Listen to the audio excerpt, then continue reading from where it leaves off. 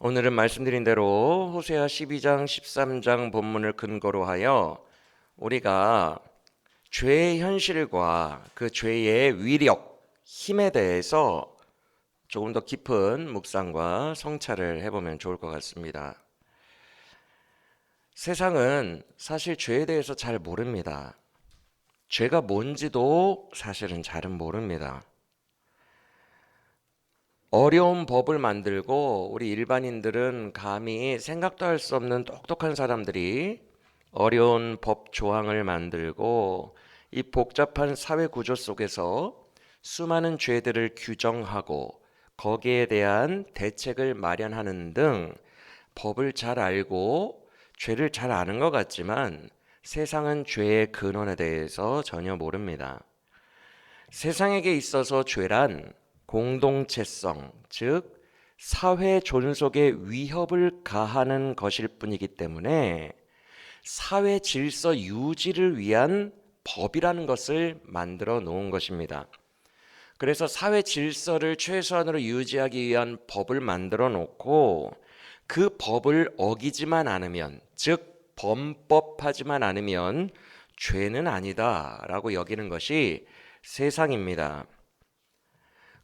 그래서 세상에게 있어서 죄의 기준은 바로 법을 어기는 것입니다.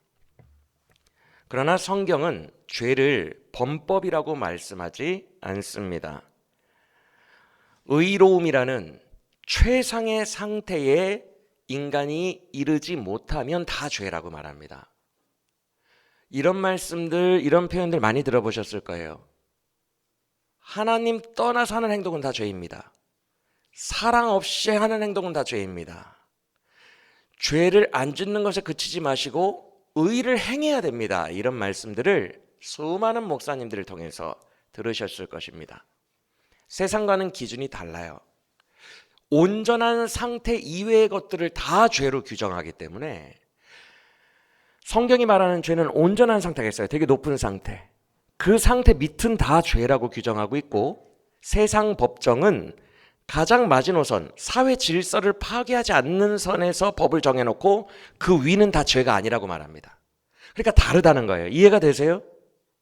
성경이 말씀하는 죄와 세상이 말씀하는 죄가 전혀 달라요. 성경이 훨씬 더 빡빡하죠. 나라는 법만 어기지 않으면 다 의인이라고 하는데 성경은 의인 아니면 다 죄인이라고 하는 거예요. 우리가 이런 죄를 세상에서 배우고 있지만 세상 사람들이 생각하는 죄에 대한 인식을 하면 안 되고 성경이 말씀하는 죄를 인식해야 돼요. 거기에서부터 신앙은 출발이 됩니다.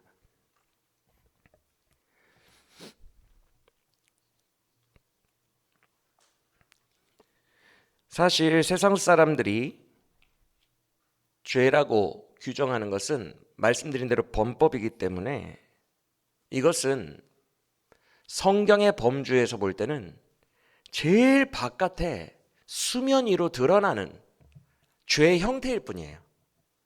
한마디로 죄가 나무라면 죄의 뿌리도 있고 줄기도 있고 가지도 있고 이파리도 있는데 범법한다는 것은 마지막 열매 수준입니다. 드러나는 열매. 나무가 사과나무면 사과 열매는 무조건 맺히게 돼 있어요. 즉 뿌리와 줄기가 죄인이면 그냥 범법은 기정사실이 되는 거예요. 자연스러운 흐름입니다. 그런 열매를 맺는 것은. 그런데 세상은 이 나무 자체의 죄인을 보지 않고 열매가 있느냐 없느냐 가지고 판단하죠. 근데 성경은 그렇지 않다는 거예요. 나무 자체를 집중하라는 거예요.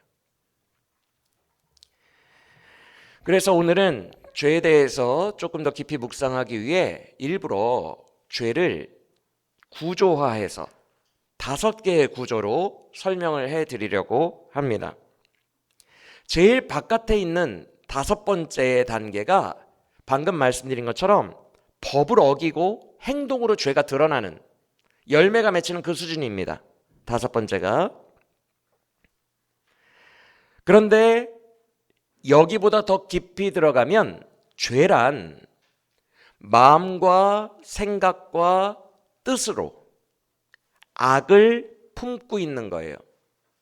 즉 마음과 생각과 뜻의 영역도 성경은 죄라고 말한다는 거예요.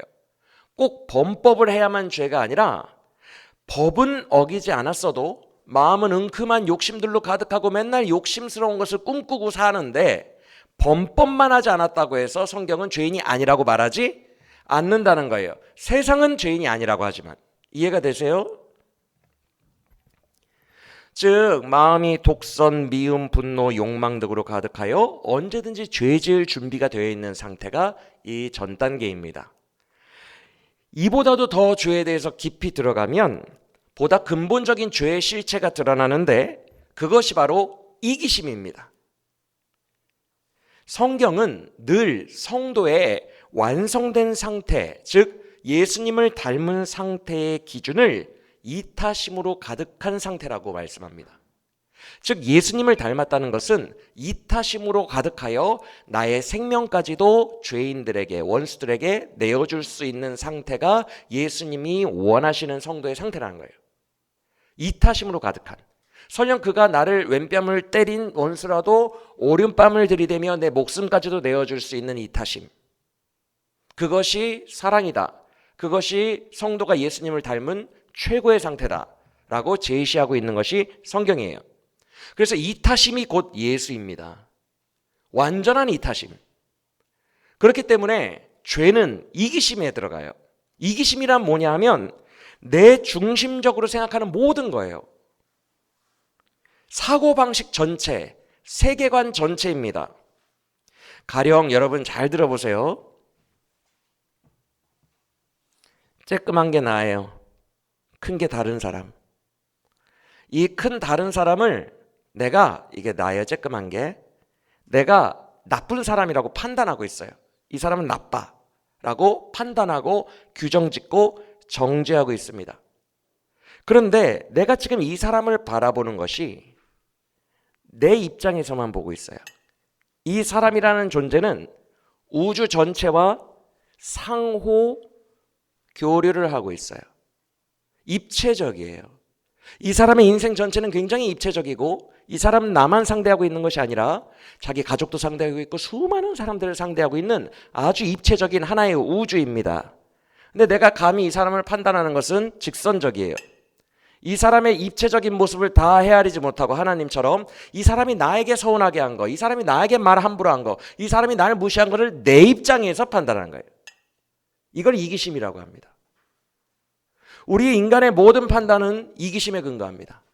그래서 내가 누군가를 정죄하고 있고 판단하고 있다는 것 자체가 나는 이기심으로 가득한 사람인 거예요. 나는 내 입장밖에 모르는 거예요. 그 사람이 나에게 서운하게 한 거. 그래서 우리가 놀라운 일을 경험하게 되는데 뭐예요? 그 사람이 되게 나쁜 사람으로 간주하고 성격 나쁜 사람으로 내가 판단하고 정죄하고 있었는데 그 사람 자녀들을 만났어. 우리 엄마 혹은 우리 아빠 되게 따뜻한 분인데요? 너무 좋아요 우리 엄마 아빠. 이런 평가를 듣게 됩니다. 왜 그래요? 내가 생각할 때 네 엄마 아빠는 나쁜 사람이야. 그런데 이 아이들이 말하기에는 우리 엄마 아빠는 정말 좋은 사람이래. 왜 이런 괴리가 생기죠? 인간이 입체적이니까. 자기 가족들과도 교류하고 전혀 다른 모습들로 교류하고 있으니까. 그걸 깡그리 무시하고 저 사람은 악해. 내 입장. 나 서운하게 했으니까. 나 무시했으니까. 철저하게 내중심적인 사고. 그게 이기심이라고 합니다. 온 우주가 내 중심으로 돌아가야 돼요. 나의 마음에 안 들면 그 우주도 다 정죄를 받아야 돼요. 그걸 이기심이라고 해요.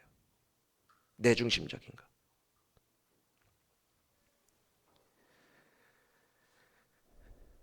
즉 내 입장으로 모든 것을 바라보고 있는 나는 죄인의 상태예요. 성경은 예수는 이런 마음이 없었다고 말해요. 우린 예수님을 닮아야 돼요. 그게 성하고 죄가 없는 거예요. 설령 내가 범법을 안 하고 생각으로도 별로 나쁜 생각과 욕망의 생각을 안 하더라도 모든 우주를 판단하고 모든 걸어가는 사람들과 모든 나와 대면하는 사람들을 내가 막 판단하고 있고 내가 나에게 그 사람이 영향을 준 선악으로 근거하여 그를 정죄하고 있고 규정 짓고 있고 낙인 찍고 있다면 나는 죄인인 상태예요, 사실은.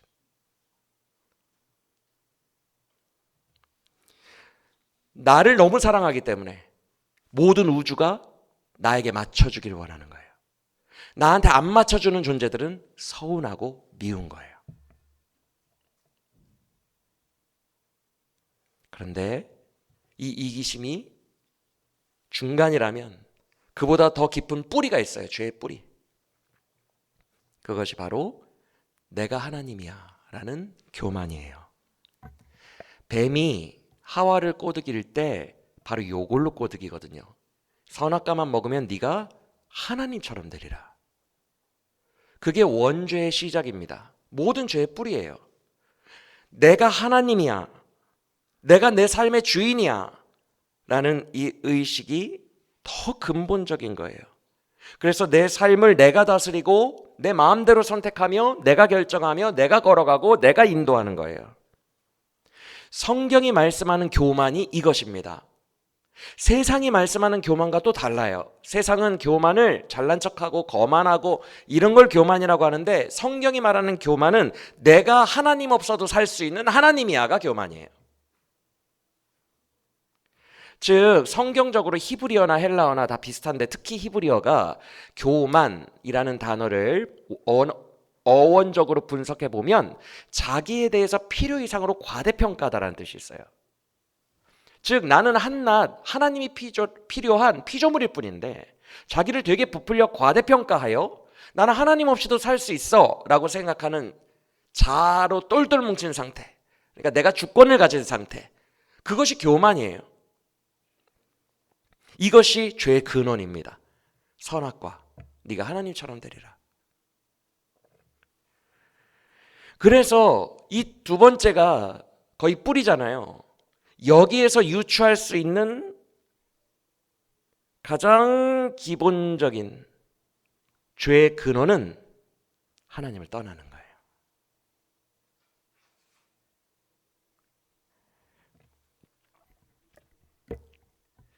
그래서 여기가 하나님을 떠난 거고 두 번째가 지금 나 하나님 없이도 살 수 있어라는 교만한 상태잖아요. 우리가 흔히 옛날 부흥사님들이 주님 만나야 됩니다. 이 예배 때 주님 만나야 됩니다. 막 이렇게 말씀하시잖아요. 여러분 영이 회복돼야 됩니다. 주님 만나서 삶이 바뀌어야 됩니다. 막 이렇게 촉구하시잖아요. 그 예배 자리에서 무엇을 원하시는 거냐면 내가 하나님인 것처럼 살아가는 이 단계에서 나는 하나님 없이는 못 살아요 라는 이 단계로 무릎 꿇는 상태를 말하는 거예요. 즉 교만이 꺾이고 나는 주님 없이는 못 살아요 라고 무릎이 꿇어졌을 때 다시 하나님께로 돌아가게 되는 거예요. 이 상태, 겸손해지는 상태, 교만이 꺾이는 원죄의 출발인 내가 하나님처럼 되리라, 이것이 딱 꺾이는 순간, 그 순간을 회개라고 합니다. 이게 안 되고 제일 마지막에 범법한 거 있죠. 오늘도 거짓말했어, 오늘도 화냈어, 열매 맺힌 걸 가지고 주님 나 오늘 화냈어요, 용서해 주세요, 이건 회개라고 하지 않아요. 이 선에서 하는 걸 회개라고 하지 않아요. 하나님을 떠난 사람은 여기까지 자연스럽게 흘러가게 돼 있어요.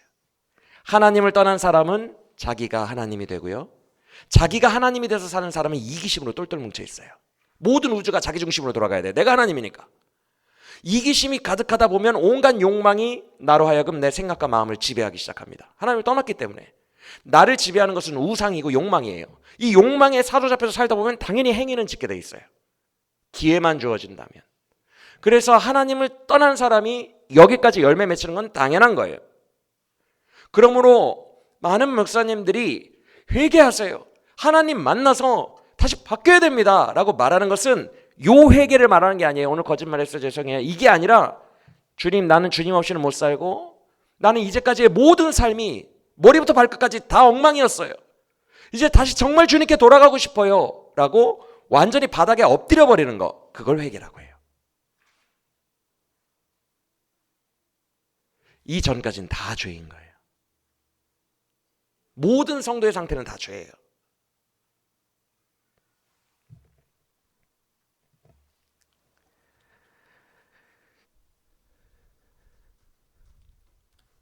그래서 하나님을 버렸다라고 근원적인 죄를 표현했잖아요. 하나님을 떠났다. 이것을 다른 말로 표현해 드릴게요. 조금 더 하나님을 떠났다는 거 추상적이잖아요. 구체적이고 실제적인 단어로 표현해 드리면 하나님을 의지하지 않는 것이 되는 거예요. 더 구체적으로 표현해 드리면 내 삶에서 하나님을 더 이상 경외하고 의식하며 살지 않는다라는 거예요. 더 구체적으로 표현하면 주님은 의로우신 분이에요. 믿으십니까? 그는 항상 우리에게 의로움을 요구하십니다. 그의 의를 요구하세요. 이 요구는 말씀으로 들립니다. 너는 원수를 사랑하라. 이런 식으로 말씀으로 들려요. 그럼 그 말씀에 그의 의로운 요구에 순종하는 상태를 버린 거예요. 그러면 다 죄예요. 이 아래는 다 죄예요. 회개가 필요한 죄예요. 다시 반대로 돌아가서 우리 성도의 온전한 상태를 가져오면 주님, 나는 주님 없이는 한순간도 살 수 없어요 라고 고백하며 주를 의지하며 주를 경외하여 그가 내 삶에 의로운 말씀들을 실천하라고 요구하실 때 아멘 하고 순종하는 상태가 성화입니다. 이 상태 외에는 다 죄의 상태라고 보시면 돼요. 내 삶을 돌아보세요. 내가 회개가 필요한 사람인지 회개 없이도 살 수 있는 지금 상태인지를 이 죄의 범주 속에서 냉정하게 우리가 돌아봐야 돼요. 왜냐하면 지금 호세아서는 하나님의 절규가 기록되어 있어요. 왜 절규가 있냐면 이제 곧 멸망합니다. 근데 지금 여로보암 2세 가장 부유한 시대예요. 흥청망청입니다. 그래서 자기들이 곧 죽을 걸 몰라요. 그리고 회개도 하지 않아요. 하나님이 가슴을 치면서 너희의 영적 상태를 하나씩 다 고발해 주마 그러면서 호세아 본문 내에서 그들이 실제로 범죄한 열매도 막 고발하시고 그들의 생각과 마음이 음흉함으로 욕망으로 가득한 것도 다 본문으로 고발하시고 그들이 이기적인 생각으로 폭압으로 가득한 것도 본문 속에서 고발하시고 그들의 마음속에 애초에 하나님을 떠나 자기가 자기의 주권을 가지고 자아대로 사는 그 형태들도 고발하시는 거예요. 하나님을 애초에 떠나 우상을 숭배한 것도 고발하신 거예요. 호세아서는 이 5분야를 다 고발하시면서 너는 회개해야 될 사람이야 라는 것을 계속 얘기하고 있다고요. 회개 안 하면 20년 뒤에 북왕국은 완전히 멸망한다. 호세아서의 전체 내용이 그거예요. 그래서 우리가 지금 우리 현재 살아가는 영적 상태가 즉 이 범주에 어디에 들어가 있는지를 우리는 점검을 해보고 진정한 회개를 사모하며 나아가야 돼요. 안 그러면 답이 없는 거예요, 여러분.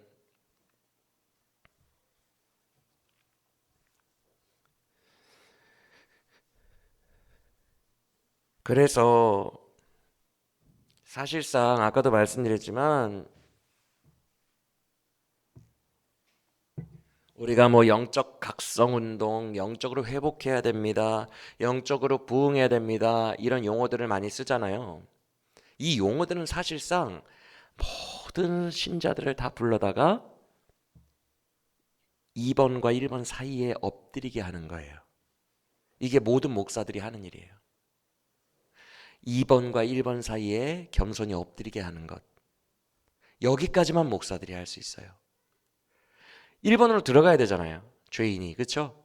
회개가 인간이 할 수 있는 마지막 몫이에요. 목사들이 인도해내는 마지막 지점이에요. 여기서 은혜로 들어가는 것은 용서할 수 있는 주체이신 하나님만 가능합니다. 그래서 여기를 문이라고 하는 거예요. 2번과 1번 사이를 문이라고 해요. 이 은혜의 문 안으로 들어가는 것은 은혜를 베푸시는 제공자인 하나님이 손을 내밀어야만 가능해요. 목사들이 이것을 할 수가 없어요. 목사들은 여기까지만 인도하는 거예요. 그럼 각자 하나님이 내미시는 은혜의 손을 잡고 은혜 안으로 들어가는 겁니다. 다시. 그것을 회복이라고 해요. 이해가 되십니까? 그래서 사실 신앙생활이란 여기에서 출발하는 거예요. 이 문 앞에서. 이 문을 은혜로 들어가서 통과하면 신앙생활을 하고 있는 거예요. 지금 성도가. 그러다가 또 여러 가지 교만과 죄악으로 여기를 이탈하게 되면 목사님들을 통하여 다시 회개하여 이 문으로 위치하는 거예요. 여기서 또 은혜의 손을 붙잡고 또 들어가서 신앙생활이라는 것을 하는 거예요. 즉 이 1번 단계 안으로 들어가지 않은 이 모든 것은 신앙생활이 아니에요, 여러분. 여러분의 영이 알 거예요. 내가 지금 주님과 깊이 동행하고 있지 않다는 것을. 저도 알고 여러분도 알 거예요. 충만하지 않다는 것을. 이것은 신앙생활이라고 하지 않고 회개하러 가야 하는 단계라고 봐요.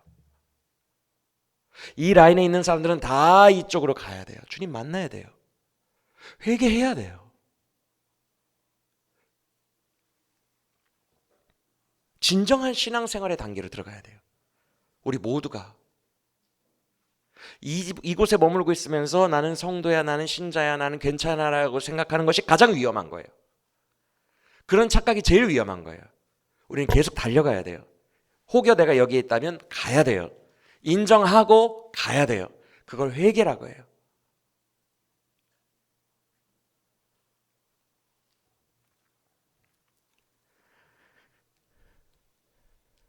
근데 문제는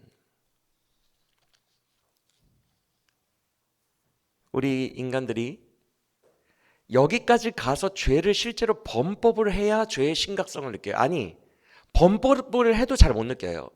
범법이 여러 개가 터져서 지금 막 감옥 가려고 하고 사회적으로 막 문제가 생기고 위기다, 이거는 모든 게 다 내 인생이 다 조각조각 깨어질 정도의 위기다라고 해야 그때 정신을 차려요. 그때까지 가야 내가 죄인이다라는 의식이 스물스물 올라와요. 근데 그게 아니라 주님의 온전한 상태, 주님과 동행하는 온전한 상태가 아니면 여기부터 죄인이거든요. 근데 이거를 별로 이 상태에 있을 때는 별로 크게 문제 삼지를 않아요. 그게 아닌데 일로 곧 가요. 어쩔 수가 없어요. 자연스러운 물의 흐름처럼 범법으로 가게 돼 있어요. 내 주인이 하나님임을 떠나고 우상숭배를 하고 죄의 욕망으로 계속 생각하면서 살아가는 세월만큼 나는 더 벼랑 끝으로 치닫고 있을 뿐이에요. 아직 여기가 안 왔을 뿐이에요. 부모님들이 그러잖아요. 야, 너 그렇게 살면 엄마 아빠가 볼 때 너 가는 길 불보듯 뻔하다. 야, 지금이라도 바꿔 삶을. 이렇게 말하잖아요. 가는 길이 불보듯 뻔한 거예요. 벼랑입니다. 꼭 이때 가서 정신을 차리면 안 된다는 거예요. 근데 사람들이 경각심을 여기부터 느껴야 되는데 안 느껴요. 그게 가장 큰 문제예요. 그래서 말씀이 중요해요. 이 지경까지 갔으면 말씀이 필요 없습니다, 여러분. 하나님이 회초리를 때리신 수준이잖아요. 그렇죠? 하나님이 지금 삶으로 때리고 있기 때문에 뭐 말씀 필요 없어요. 느낍니다. 내 삶이 뭔가 잘못됐다는 걸. 근데 이 중간 단계에 있는 사람들은 말씀이 꼭 필요합니다. 말씀으로 내 영적인 상태를 체크하고 회개로 들어가야 되기 때문에 그래요. 아, 문제가 있구나. 오늘 우리가 인생에 여기 있든지 어느 지점에 있든지 오늘 말씀으로 말미암아 주님께로 돌아서는 역사가 있기를 간절히 원합니다.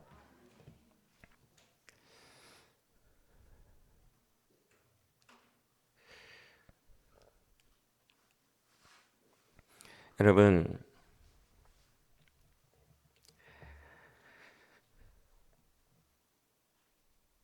앞서 여기까지 흘러가는 것은 자연스러운 흐름이라고 했죠.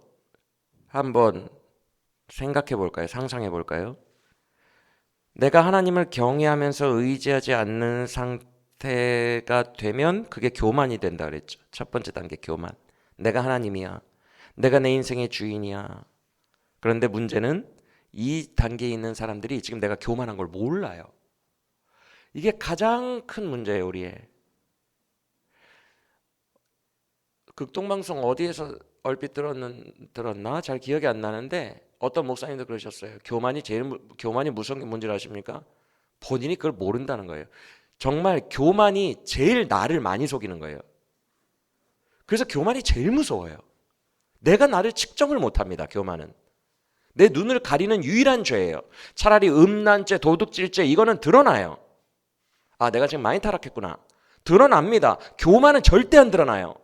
그래서 정말 무서운 게 교만죄예요. 오직 성령과 말씀으로만 깨우칠 수 있어요, 교만은.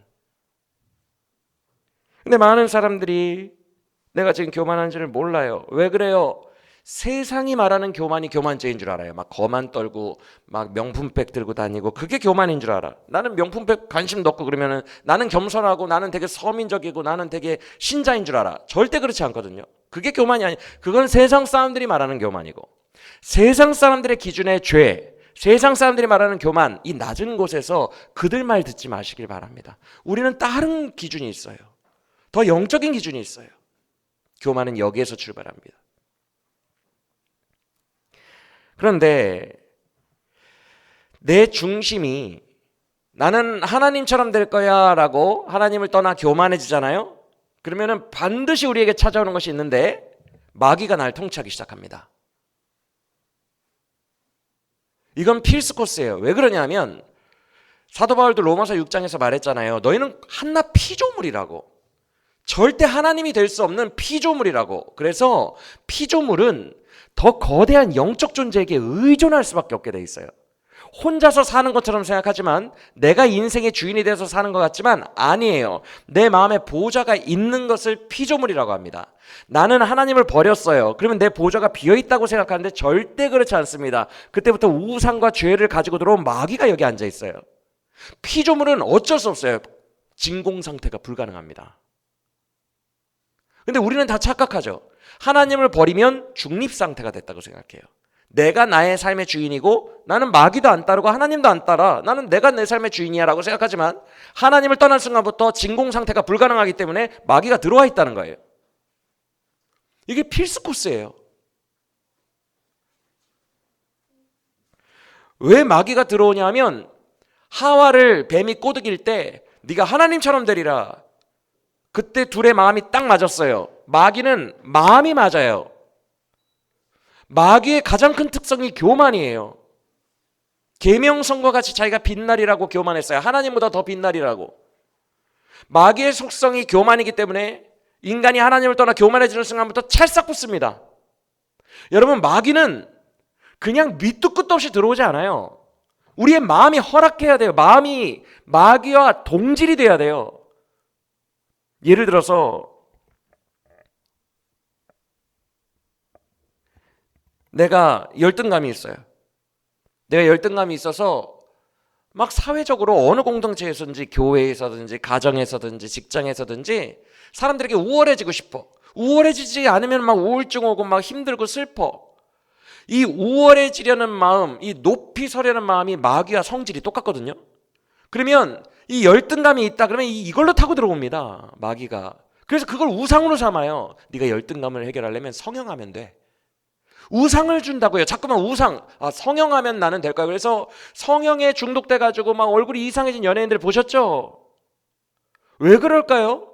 너 인기 없는 이유가 얼굴이 못나서 그래. 더 세련된 얼굴로 바꿔. 그래서 마이클 잭슨처럼 되잖아요. 다른 사람들은 이상하게 여기죠. 저 사람 왜 저래? 옛날 얼굴이 훨씬 이뻤는데 왜 저러지? 왜 이렇게 흉측해지는 거지? 마귀에게 쌓여있으니까. 열등감 때문에. 마귀는 뭐 어디에서 갑자기 신비적으로 온 존재가 아니라 여러분의 욕망과 결탁한다고요. 그때부터 주인이 됩니다.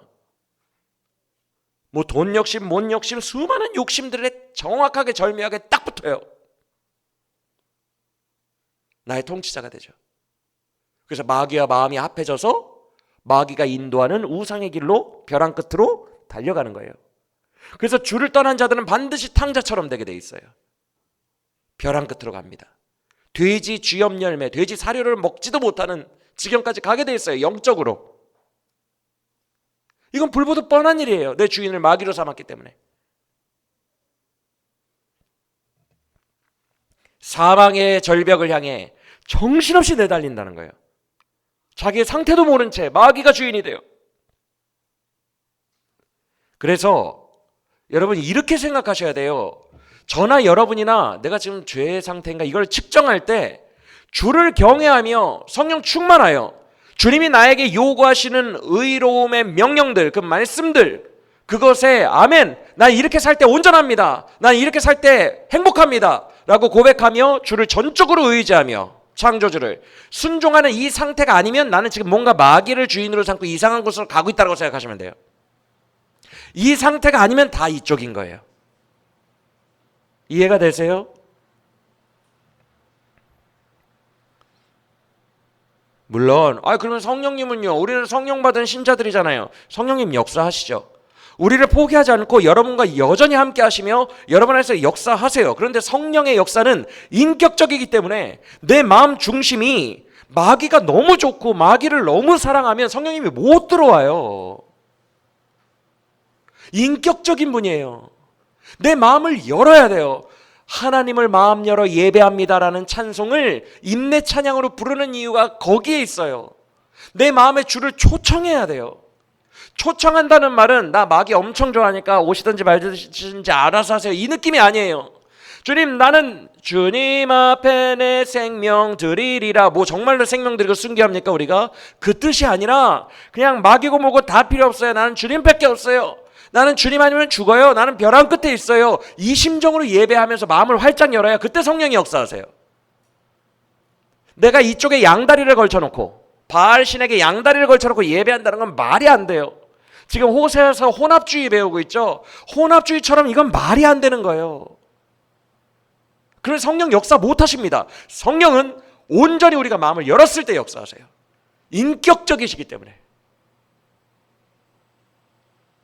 그래서 성도가 만약 마귀에게 푹 빠져가지고 그 욕망과 우상에 푹 빠져가지고 달려가고 있다면요, 눈이 가려져 있는 상태예요. 이 영적으로 눈이 가려져 있는 상태가 얼마나 답답한지 몰라요. 예를 들어 선교사님들이 이런 거 많이 느끼죠. 아프리카 오지 같은 데 가서 그들의 사는 모습들과 그들이 추구하는 모습들과 목숨 걸고 막 이렇게 달려가는 삶들을 보면 너무 답답합니다. 저들은 왜 이걸 모를까? 영적으로 눈이 완전히 가려져 있는 거예요. 그 답답함이 있어요.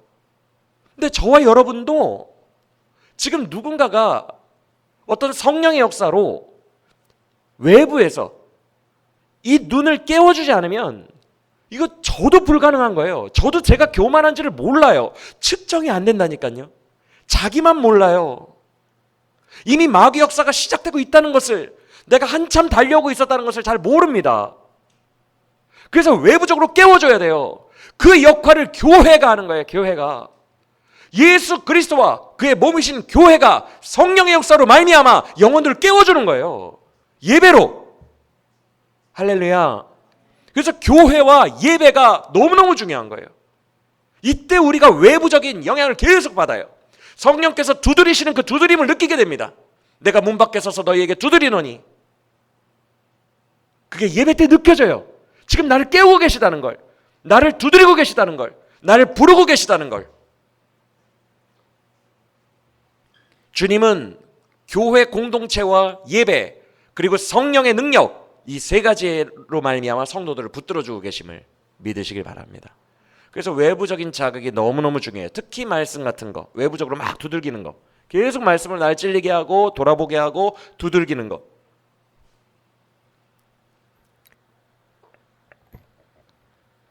어쨌든 다시 돌아와서 하나님을 인간이 경외하는 걸 포기하게 되는 순간부터 마음은 마귀가 통치자가 됩니다. 무조건 교체됩니다. 진공 상태가 안 되니까.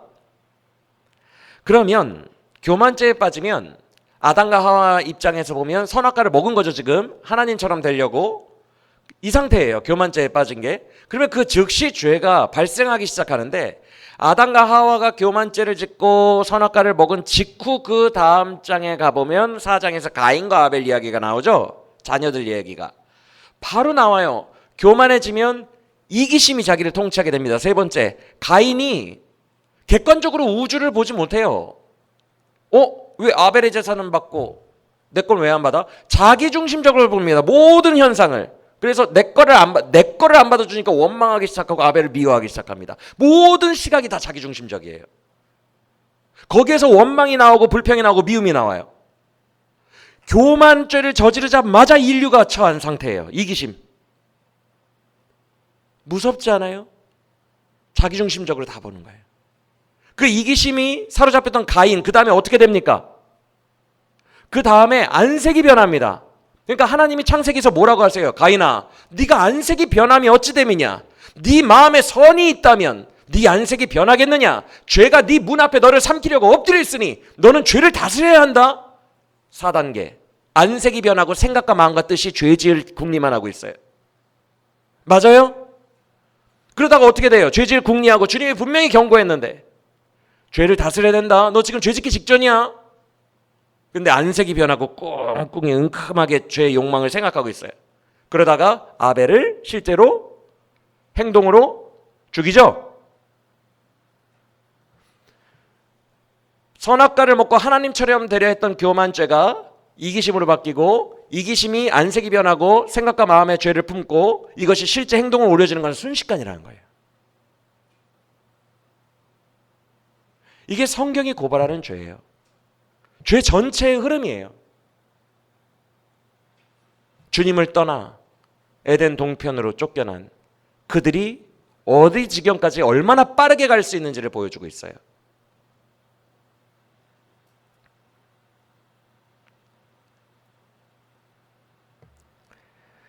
즉 여러분, 내가 회개를 하지 않으면, 이 온전한 상태로 가지 않으면 벼랑 끝까지 달려가는 것은 정해진 결말이라는 거예요. 우리가 이것을 두려워해야 돼요. 벼랑 끝까지 가면 안 된다. 정신 차려야지. 라고 생각해야 된다는 거예요. 나는 지금 괜찮은 성도인 줄 알았는데 말씀에 비춰서 생각해 보니까 내 주인은 마귀였구나. 이런 것들을 깨달아야 된다고요. 내가 지금 성령이 두드리시는 예배 때마다 내가 너의 마음을 두드린다 라고 주님께서 계속 두드리시며 촉구하시는 것에 문을 닫고 삶으로 나가면 계속 이쪽 방향으로만 지금 가고 있었다는 것을 깨달아야 된다고요. 이 길 끝에는 벼랑이 있다는 것을. 벼랑이라는 말은 돌이킬 수 없는 거예요. 돌이킬 수 없다는 것이 얼마나 무서운 얘기인지 아십니까?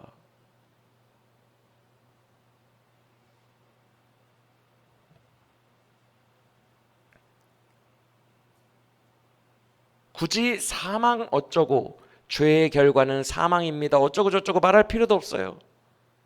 꼭 육신이 숨이 끊어지는 사망만 사망이 아니에요. 소망이 없는 사람도 사망 선고를 받은 거예요. 숨이 붙어 있어도 벼랑 끝에서 모든 것을 상실하여 돌이킬 수 없다라는 절망감이 내 안을 지배하는 순간부터 그는 살아있으나 자살 직전이에요. 왜 자살을 하죠? 절망 때문에. 여기까지 수순이 정해져 있다고요. 이대로 가면 안 돼요. 이것을 두려워해야 돼요. 정신 차려야 돼요. 교회 공동체에서 주의 종들을 통하여 이 지점, 1과 2 사이의 문 지점까지 여러분들을 인도하여 내실 때에 잘 반응하여 이 지점에서 다시 주님 손잡고 온전한 주의 나라로 들어가는 여러분들 되시기를 간절히 축원합니다. 그래서 우리가 제일 잘못하는 게, 아까 쌍방향 컵 2개로 얘기했죠. 이 사람 자체를 입체적으로 봐줘야 되는데, 나에게 걸린 죄, 나에게 잘못한 죄, 이것만 단편적으로 보고 이 사람을 정죄하죠. 그런데 이거를 지금 정죄하고 있다는 것 자체가 내가 최소한 3단계의 이기심에 들어가 있다는 거죠. 이 사람은 뭔가 행위에 뭔가를 했기 때문에 나한테 정죄받고 있는 거죠. 이 사람이나 나나 마귀가 주인이라서 곧 벼랑 끝에 도달할 뿐이에요. 이게 성경적으로 우리 모두를 이해해야 되는 방식이에요. 이 사람 손가락 질 필요가 없는 게, 나와 벼랑의 차이가 100m라면 이 사람은 한 3, 4m 남은 거예요. 그뿐이에요. 아무 의미 없는 행동을 하고 있어요. 죄인들끼리 서로 손가락질하며.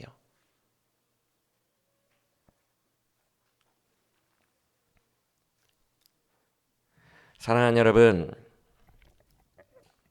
아까도 말씀드렸지만 회개는 1번과 2번 사이에 있는 문에 엎드리는 것이 회개임을 기억하시길 바랍니다. 그러면 이때 엎드리는 것까지가 여러분이 할 수 있는 최선이에요. 우리가 아까 찬양하고 예배할 때에 주님 간절히 원합니다. 주님만을 원합니다. 막 내 생명 드립니다. 내 모든 것을 다스리소서 막 이렇게 했죠. 그 부르짖음이 진심이라면 100% 나뉘지 않은 마음으로 진심이었다면 우리가 할 수 있는 최선은 거기까지입니다. 그게 여기에 와 있는 거예요. 난 다 필요 없어요. 난 주님밖에 없어요. 주님 나를 오늘 때려잡으시던 다리몽댕이를 분들이시던 뭘 하시던 나 정신 차리게 해주세요. 나 주님밖에 없어요. 주님 제발 주의 은혜를 부어주세요. 주님 제발 주님 곁에 가게 해주세요. 이 마음이 진심이라면 여기 와 있는 거예요. 그리고 거기에서 아까도 말씀드렸지만 은혜가 발생하는 것은 은혜는 우리 것이 아니에요. 용서해 주는 자가 내가 아니에요. 내가 나를 용서하는 게 아니에요. 용서해 주시는 주체는 저 안에 계세요. 문 안쪽에. 그가 내 예배를 받으시고 내 회개의 진정성을 확인하신 후에 그가 손을 내밀어 주셔야 복음이 효력이 발생하는 거예요. 용서받는 거예요.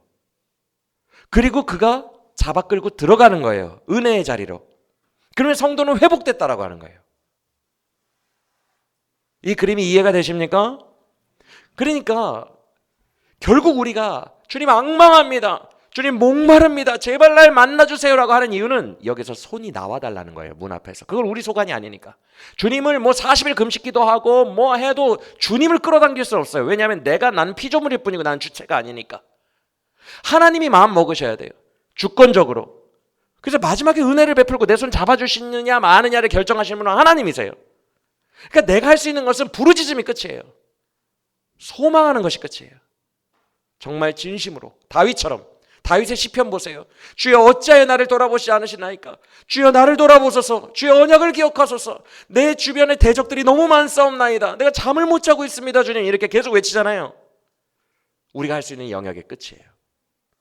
진정성 있게 외치는 것.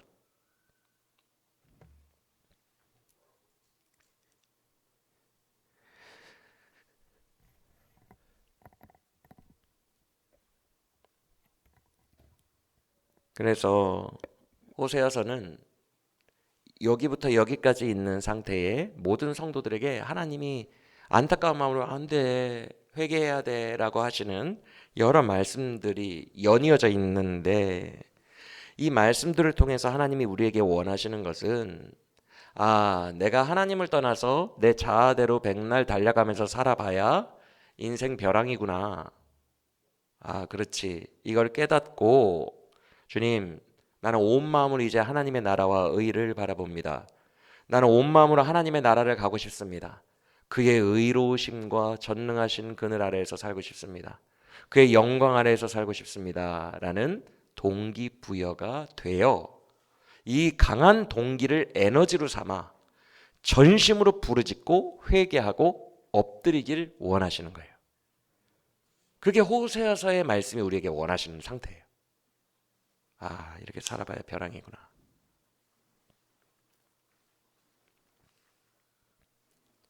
여러분, 죄가 얼마나 무서운 줄 아십니까?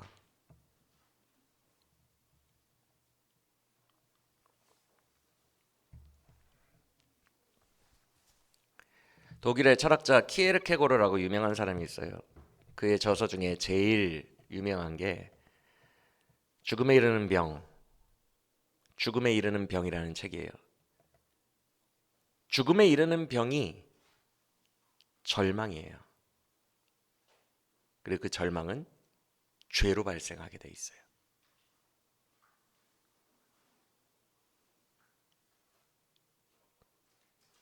죄가 가장 무서운 이유는 죄는 절망으로 우리를 이끌어요. 그것만큼 무서운 게 없어요. 그래서 죄를 우리가 성도가 타락해서 죄를 많이 짓고 살잖아요. 주님을 떠난 지 오래돼서 죄 짓고 살잖아요. 절망하는 개수가 더 많아져요.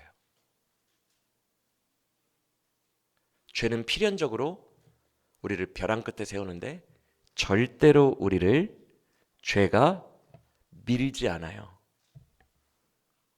그 벼랑 끝에서 죄가 우리를 죽이지 않는다고요. 절망으로 이끌어서 스스로 죽게 해요. 모든 죄의 끝은 절망입니다. 그냥 짓는다고 좋은 게 아니에요. 죄 지면 그 순간 행복하니까 짓는 게 아니에요. 그 정도로 가볍게 여길 수 있는 게 아니에요. 죄는 내가 저지른 일이 돌이킬 수 없는 절망으로 반드시 찾아오게 돼요. 그게 무서운 거예요.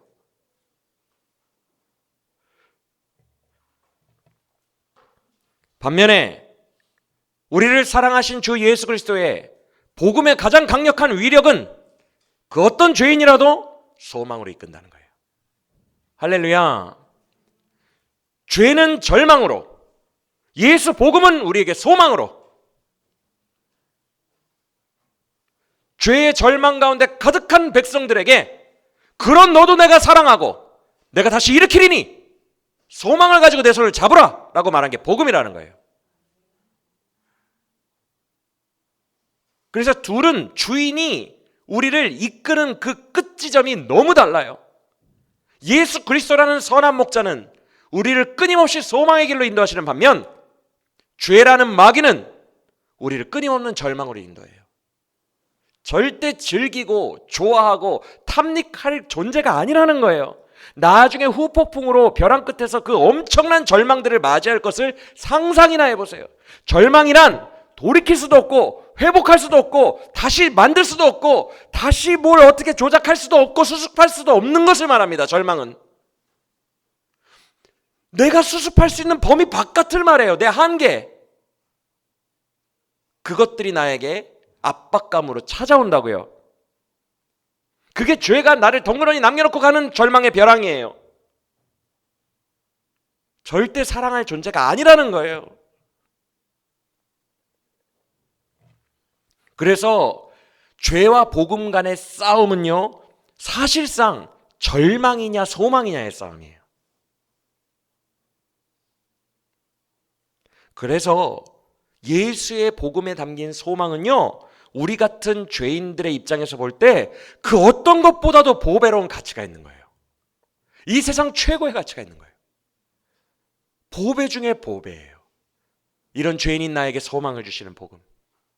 그 예수님, 나의 보물이요, 나의 찬송의 제목이요, 나의 모든 것입니다. 할렐루야. 이 소망은 진짜 너무 가치 있는 거예요. 이 소망을 모든 사람들에게 나눠줄 수만 있다면, 전도죠. 나눠줄 수만 있다면, 그리고 그 사람들이 이 복음으로 말미암아 소망을 가질 수만 있다면 이보다 더 아름다운 삶은 없을 것입니다. 반면에 절망은 엄청난 위력을 가지고 있어요. 우리를 지배합니다. 절망감으로. 다리에 힘이 풀리게 하죠. 남자들은 이제 학교 다닐 때나 이때 싸움을 좀 해볼 수밖에 없는 형편입니다. 동물의 왕국이기 때문에. 남자들의 세계는 동물의 왕국 맞죠, 최 집사님? 학교 다닐 때부터 서열이 정해져 있죠, 그렇죠? 그래서 최 집사님은 합기도 유단자니까 피라미드의 상급 이런 식으로 구분을 하죠, 그렇죠? 덤비면 혼내고 동물의 왕국이에요. 근데 이제 싸울 때에 다리에 힘이 풀릴 때가 있어요. 이게 내 한계의 범주 밖에 있는 거예요. 150kg의 레슬링 선수예요. 쳐도 얼굴도 안 돌아가. 목이 얼마나 두꺼운지. 그러면 그 앞에서 인간은 무력감이라는 감정을 느껴요. 아, 이거는 뭘 해도 안 되겠다. 그냥 맞자. 무력감. 그게 절망이거든요. 절망의 벼랑 끝에선 죄의 대가가 절망이잖아요. 절망의 벼랑 끝에선 사람은 아무 일도 행할 수 없습니다. 주저앉아 버려요. 절대 일어날 수 없어요. 괜히 자살한 게 아니라니까요. 절망은 엄청난 위력을 가지고 있어요. 우리를 절대 못 일어나게 해요. 어차피 네 가족은 안 변할 거야. 어차피 너는 안 변해. 너는 끝났어. 기도조차 안 나오게 해요. 기도란 싸움이거든요. 주여 우리 교회가 부흥하게 해주세요. 은혜 받게 해주세요 라고 해야 되는데 네 교회는 끝났어. 너도 부족하잖아. 네가 너의 교회에서 저지른 게 뭐야? 다 죄밖에 없잖아. 부족함밖에 없잖아. 근데 뭘 하나님이 기름 부어주시겠어? 이런 식의 말투들, 벼랑 끝에서 마귀가 여러분에게 하는 말투예요. 마귀는 죄를 기억나게 합니다. 죄를 기억나게 해요.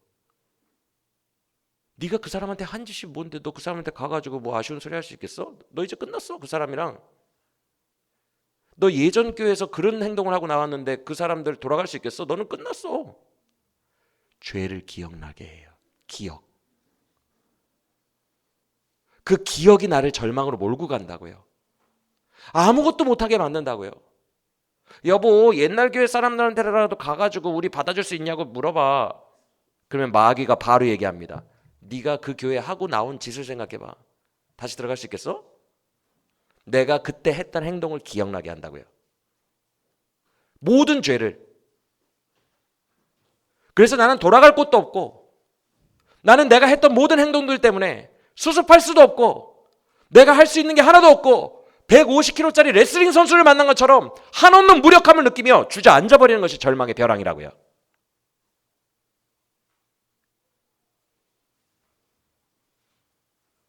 이게 정말 무서운 거예요. 숨이 붙어있으면 뭐예요? 먹고 살면 뭐예요? 죄가 계속 기억나는데. 나는 이미 인생을 살아버렸는데. 수많은 죄를 지으며 수많은 관계들이 파괴되며 수많은 그룹에서 욕먹으며 그 그룹들을 파괴하고 나왔는데 마귀가 자꾸 기억나게 하는데 내가 뭘 할 수 있어요?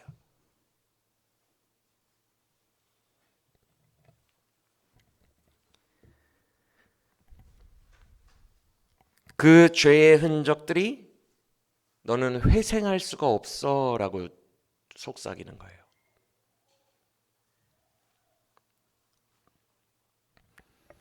예를 몇 개 들어볼게요. 지금 선포하면서 다 어느 정도 말했지만 구체적인 예를 들어볼게요. 내가 어떤 그룹에 속해 있었어요. 교회라고 해봅시다. 예전 교회가 있었어요. 근데 그때 그 교회가 마음에 들지 않아. 나의 이기심 때문이죠. 내가 1차원적으로 입체적으로 생각하지 않고 나에게 한 것만 1차원적으로 생각하니까. 그 교회가 마음에 들지 않았어. 내 입장에서 판단하니까. 그래서 교회에서 안 좋게 나왔어요. 그 사람들이랑 다시는 안 볼 것처럼, 그 목사님이랑 다시는 안 볼 것처럼 냉정하고 차갑게 하고 나오거나 크게 싸우고 나오거나 혹은 다시는 안 볼 것처럼 뒷담화 엄청 많이 쌓아놓고 나오거나 어떤 죄악을 저질러버리고 나오거나 그렇게 나왔다고 해봐요. 그러면 그 사람의 인생 속에서 그 교회는 다시는 못 가요. 상실한 지경이 됩니다. 내가 하는 행동 때문에 거기는 내 인생에서 가면 불편한 곳이 돼요. 아, 나 그 연양동엔 안 가. 왜 연양동에 안 가? 아, 연양동에 나 불편한 사람이 있다고 혹시 만날까 봐. 이래버립니다. 내 인생에서 자유하게 돌아다니고 자유하게 할 수 있는 모든 곳을 다 상실하기 시작합니다. 내가 했던 행동들 때문에 다 상실돼요. 못 가요. 그게 죄예요. 가려고 하면 기억나게 해요. 마귀가. 네가 저지른 일이 있는데 무슨 낯짝으로 가? 고등학교 때 친구가 있다고 해봅시다. 친한 친구가 있는데 같은 남자를 좋아했어요. 질투나 얘도 좋아하고 나도 좋아하고. 그래서 마음이 꼬여버리니까 같은 남자 좋아하니까 안 좋게 됐어요. 헤어졌어요. 그래서 얘랑 서로 풀지를 않았어요. 그걸 그때 풀었어야 되는데 어떻게 그냥 서로 마음도 꼬여있고 그냥 내키지 않아서 미루고 미루다가 그냥 오해가 쌓여서 그냥 오해 속에서 헤어졌어요. 동창회 못 나갑니다. 너 왜 안 나와? 아, 나 걔 있잖아. 걔가 걔 친한 친구들이랑 내 욕 엄청 했을 거야. 아, 나 불편해서 안 나가. 요래버린다고요. 이게 우리가 일생 동안 상실한 지경들이에요. 의롭게 살지 못하고 그 순간의 나의 분노, 그 순간의 나의 이기심, 그 순간의 나의 모든 것, 나의 욕망, 나의 질투, 내 죄악 때문에 내가 벌려놓은 일이라고요. 거기는 끝난 장소가 됩니다. 내 인생에서.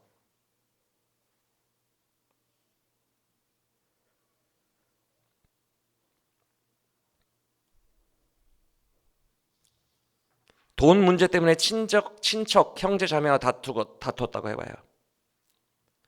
뭐 유산, 돈 문제 때문에. 관계가 깨졌어요. 친척들이랑 형제들이랑. 그러면 그쪽 그룹과는 내 죄의 흔적이 새겨져 있어요. 내가 욕망 때문에 내 승질대로 대했던, 돈 욕심 때문에 내 성질대로 대했던 그 흔적들이 새겨져 있다고요. 그러면 그게 새겨져 있기 때문에 끝난 겁니다, 사실. 여러분들 다 간접, 직접적으로 경험해봐서 아시잖아요. 그냥 장례식 때나 결혼식 때 봐서 잘 지내? 그래, 건강하지? 끝. 다시는 교류할 수 없어요. 왜? 내가 저지른 죄의 흔적들 때문에. 그럼 그냥 끝난 거예요. 서로 알아요. 그냥 이렇게 살다가 가는 거지 뭐. 각자 따로 살다가 가는 거지. 다 따로. 이 지경도 놓치고 이 그룹도 상실되고 저 지경도 가시덤불로 가득하고 이 지경도 포기하고 나 연양동 안 가. 나 어느 교회 안 가. 나 그 사람들 보기 싫어. 누구 싫어. 절벽 혼자 나 혼자 있는 거예요. 절벽에.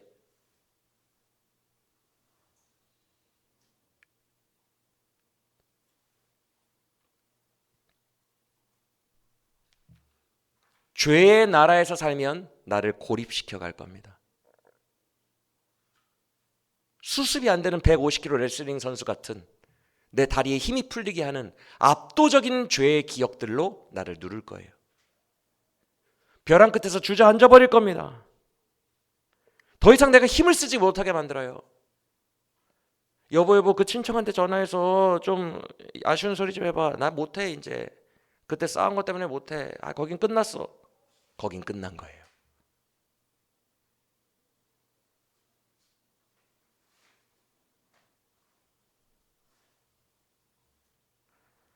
내 나라에서 하나님이 주신 지경이 있는데, 가나안 땅이 있는데 내 죄 때문에 다 뺏기는 거예요. 북왕국처럼 조각조각 다 외적들에게 뺏기는 거예요.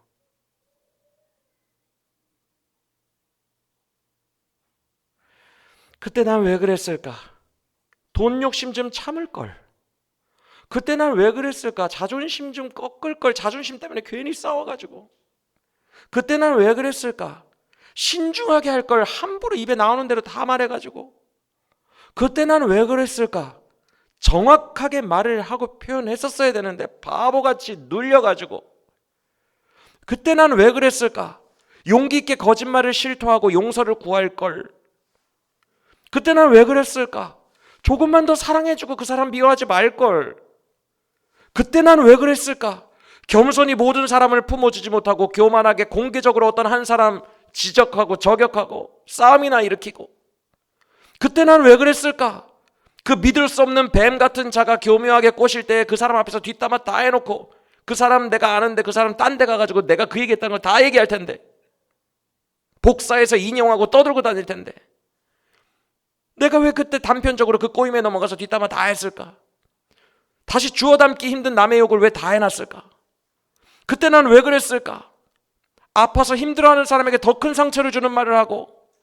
그때 난 왜 그랬을까?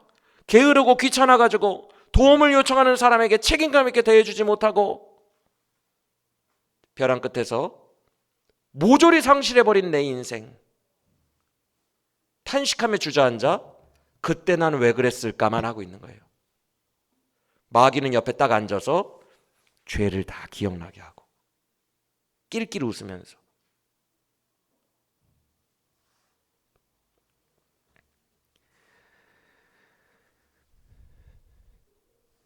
여러분, 내가 과거에 주님을 경외하는 이 상태 있죠?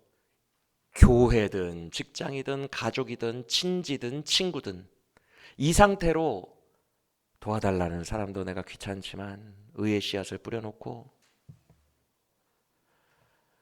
마음에 안 드는 원수 같은 사람도 사랑하고 좋은 말 해주고 축복해주고 신중하고 매너 있고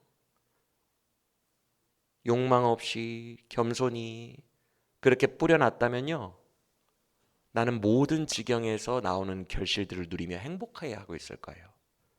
지금 내가 뿌려놓은 모든 과거의 친구 집단, 친척 집단, 가족 집단, 교회 집단, 내가 뿌려놓은 게 있다면 그것들이 결실을 반드시 맺거든요. 아름다운 열매로. 나는 너무 행복할 거예요. 막 여기저기서 막 너무너무 행복할 거예요.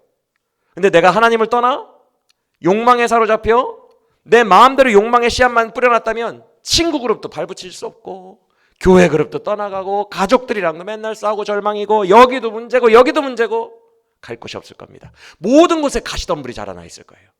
주님이 허락하신 나의 가나안 땅에.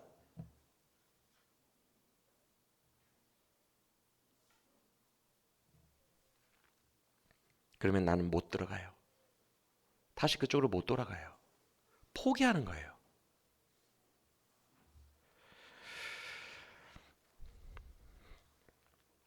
그런데 지금 저와 여러분에게 남은 마지막 지경이 뭐예요? 혹시 가족이에요? 지금 이 새벽별 교회요? 마지막으로 왔어요?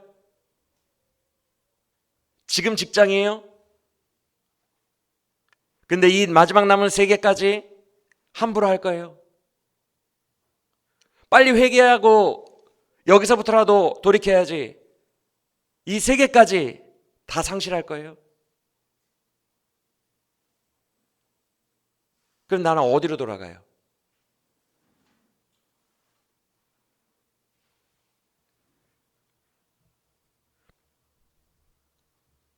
이제 잘못하면 어디로 가요? 지금 나에게 주어진 교회와 가족에게도 함부로 대하고 귀찮다고 무책임하게 대하고 화난다고 막말하고 미워하고 거짓말하고 나의 이기적 욕심만을 요구하고 그래서 나의 마지막 남은 지경인 가족, 현재의 직장, 현재의 교회까지 죄의 흔적을 남겨버린다면 나는 어디로 가요 이제? 절벽이죠. 여기까지 만들어 놓고 마귀는 낄낄낄 웃으며 기억나게 하는 죄들을 산더미처럼 쌓아 나 스스로 인생을 끝내게 만듭니다. 마귀는 우리의 생명을 주관할 수 있는 권위가 없어요. 욥에게 하나님이 뭐라고 하시죠? 마귀에게 욥의 생명만은 건들지 마라 라고 얘기하시죠? 마귀는 우리를 죽일 권한은 없어요. 스스로 죽게 할 겁니다. 스스로. 그렇게 절벽으로 몰아가면 어떤 선택을 할지 마귀는 너무너무 잘 알아요. 꼭 나쁜 말로 하기 힘든 그게 아니더라도 인생을 포기하게 만들어요. 어떤 형태로든.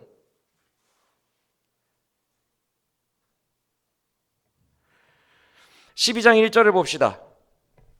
에브라임은 바람을 먹으며 동풍을 따라간대요. 여기서 바람을 먹는다는 말은 허탄한 바람과 같은 안개와 같은 세상 욕망을 쫓으며 살아간다는 뜻이에요. 진짜 먹어야 될 것을 안 먹고 정말 헛된 바람과 같은 거나 먹고 있다는 거예요. 그 동풍을 따라간다는 말은 여기서 동풍은 사막에서 불어오는 죽음의 바람이에요. 모든 생명을 다 말려버리고 쇠하게 만드는 바람을 동풍이라고 합니다. 죽음을 향해 내달린다는 소리예요. 욕망의 우상을 쫓다가 그 헛된 바람과 같은 욕망을 쫓다가 벼랑 끝으로 달려간다는 뜻입니다. 내 삶을 다 쇠하게 만든다는 거예요. 근데 북왕국이 그렇게 살고 있대요. 그러면서 그들이 종일토록 하는 게 뭐래요? 거짓과 포악을 종일 하고 있대요. 이게 우리의 삶 아닙니까? 그러면서 의지하는 건 누구를 의지해요? 내가 지금 삶의 지경이 갈 데가 없으니까 골프클럽을 한번 동아리를 들어가서 그 사람들과 인맥을 만들어 볼까? 아수르와 애굽을 양다리를 걸치면서 의지해요.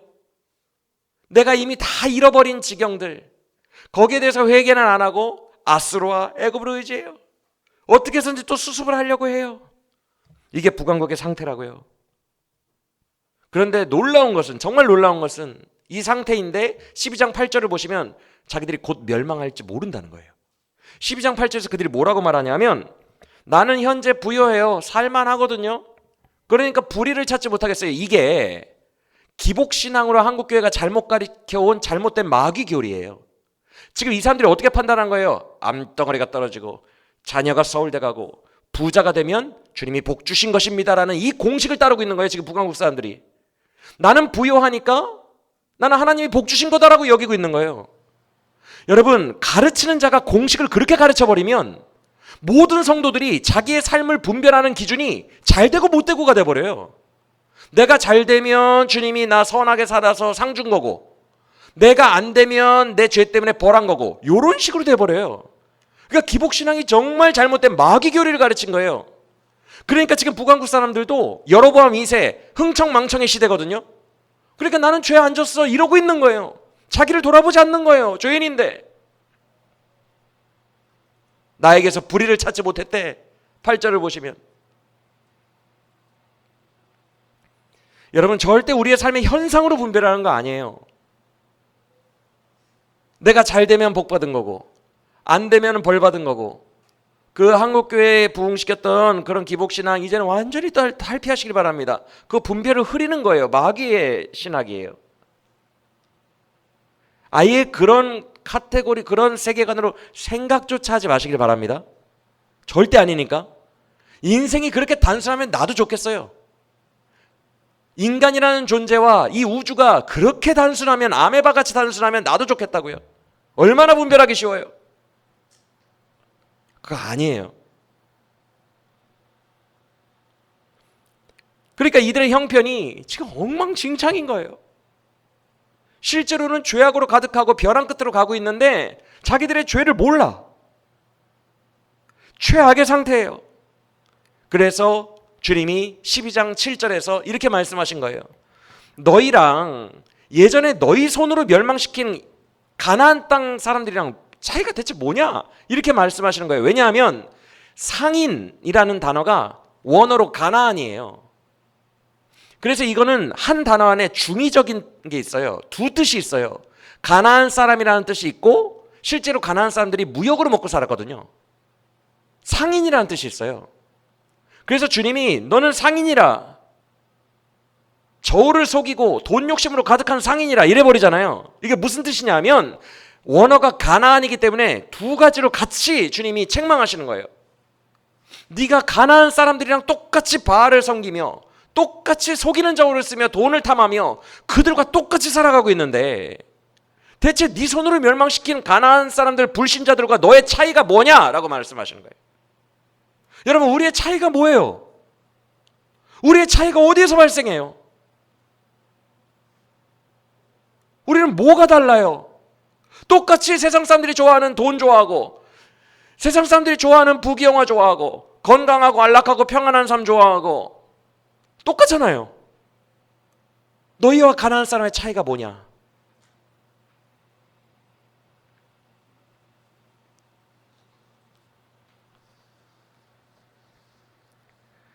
사랑하는 여러분, 우리가 이 상태에 들어가지 않으면 세상 사람들과 똑같다는 걸 나도 느끼고 여러분도 느낄 거예요. 그냥 다 느껴요. 지금 내가 세상 사람들과 생각하는 게 똑같다는 걸. 성령의 생각이 없다는 걸. 다를 바가 없어요. 우리는 그저 불신자들이 가는 그 벼랑으로 나도 달려가고 있는 거예요. 그런 우리를 말씀을 통해 주님이 안타까운 목소리로 부르고 계십니다. 이제는 정말 의롭게 사는 하나님의 나라와 그의 의로 사는 삶을 동경하고 사모하고 이제는 정말 주를 경외하고 말씀에 순종하는 삶을 살겠다고 전심으로 우리의 인생의 방향을 틀어가지고 에너지 있게 하나님께로 달려가기를 주님은 원하신다는 거예요. 그게 호세아서로 우리를 부르시는 주님의 부르심임을 믿으시길 바랍니다. 여러분 반대쪽으로 달려갈 정도의 에너지가 나와야 돼요. 아니면 답은 뻔해요. 이미 우리 정도 나이가 되면 잘못 살아온 대가들의 절망들을 어떤 느낌인지 알 거예요. 지금이라도 그 마지막 벼랑을 상상을 해봐야 돼요. 우리가 지금 나에게 주신 마지막 지경, 새벽별교회, 내 가족, 내 직장 정말 함부로 하면 안 되겠다. 여기서까지 내 본성대로 그냥 싫다고 미워하고 뒷담화하고 뭐하고 막 함부로 말하고 여기서까지 이렇게 나가면 안 되겠다.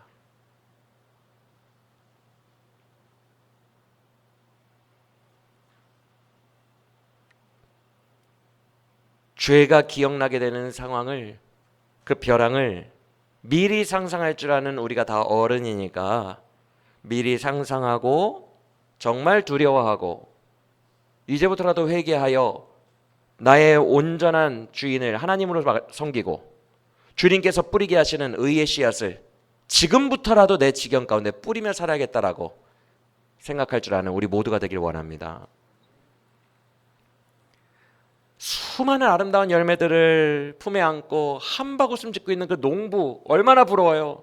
근데 주님이 주신 땅, 경작할 땅 다 상실하고 열매가 하나도 없고 다 가시덤불로 가득해서 돌아갈 곳도 없고 벼랑 끝에서 울고 있는 그 모습이 우리가 되지 않기를 원합니다.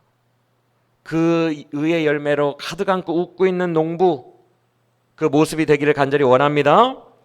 그러기 위해서는 사랑하는 여러분, 이제 돌아가야 돼요. 어두움으로 가득한 벼랑에서 우리에게는 한 줄기 빛이 있어요.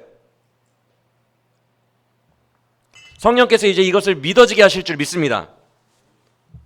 우리 삶에 한 줄기 빛이 있어요. 그 어둠만 가득하고 마귀 소리만 가득하거든요. 네 죄 때문에 넌 끝났어. 이쪽 때문에 끝났어. 이쪽도 끝났어. 저쪽도 끝났어. 다 끝났어. 넌 다 잃어버렸어. 라고 마귀가 계속 끝났다라는 말을 해요. 그때 여러분에게 아직 안 끝났어 라는 소망의 한 줄기 빛이 여러분에게 들어옵니다. 그것이 예수 그리스도의 복음이에요. 아직 안 끝났어. 너의 삶의 인생에 죄의 흔적들이 여기저기 공동체들에 남아있니? 수많은 시간들 속에, 수많은 사람들 속에 죄의 흔적을 여기저기 일으켰니? 내가 너의 죄의 흔적들까지도 다 지워주고 그 기억들까지 영광으로 바뀌게 하는 역사를 내가 다시 시작해 줄게. 할렐루야. 모든 삶의 지경을, 우리의 죄의 흔적들까지도 다 지워주시고 새로운 땅에서 새롭게 경작해내시는 그 능력이 우리 주의 복음에 있음을 믿으시길 바랍니다. 우리가 정말 바라볼 건 그 복음밖에 없어요. 세상 사람들 다 나 멸시해도, 다 날 버려도 주 예수 나 안 버려, 이 찬양 가사처럼 벼랑 끝에 있을 때에도 그 복음의 예수 그리스도, 여러분을 사랑하시는 그 손은 불쑥 나와 있어요. 여러분을 잡아주고 계시다고요. 절대 포기하지 마. 마귀의 음성 듣지 마. 다 끝난 것 같아도 나는 너를 절대 포기한 적이 없고 다시 너와 시작할 거야. 내 안에서 하나님의 나라를 반드시 네 안에서 이루어내고 너에 대한 나의 선한 계획을, 영광의 계획을 다 너에게서 성취하고 갈 거야. 할렐루야. 그 한 줄기 복음의 빛을 바라보며 돌아가는 우리 모두가 되기를 원합니다. 마귀가 아주 엄청 속삭일 거예요. 너 끝났어. 네가 뭘 해. 죄를 기억나게 하면서 너는 이렇게 살다가 점점 황폐해져서 죽거나 네 인생 하나도 안 변할 걸. 안 나빠지면 다행인데 아마 나빠질 거야. 너는 점점 무력해지잖아. 너는 점점 힘이 없잖아. 너는 스트레스 받다가 점점 더 우울한 열매들 받고 슬퍼하고 스트레스 받다가 넌 죽을 거야. 넌 이미 끝났어. 현실을 봐. 네가 뭘 하겠어. 너에게 젊었을 때의 힘이 있니? 너에게 뭐 야망이 있어? 네가 죄 짓고 실패한 것들밖에 없잖아. 아무도 너를 사랑하지 않아. 넌 버려졌어. 네가 하는 행동들이 있는데 너의 죄 때문에 온 세상에 네가 해놓은 흔적들로 가득해. 죄의 흔적들로. 그것들이 어떻게 수습될 수 있겠어? 역전은 불가능해. 마귀가 계속 이렇게 속삭이거든요. 그런데 이때 우리가 우리를 사랑하시는 하나님 아버지의 음성을 듣기를 원합니다. 12장 3절부터 6절까지를 함께 읽어보겠습니다. 3절부터 6절 시작.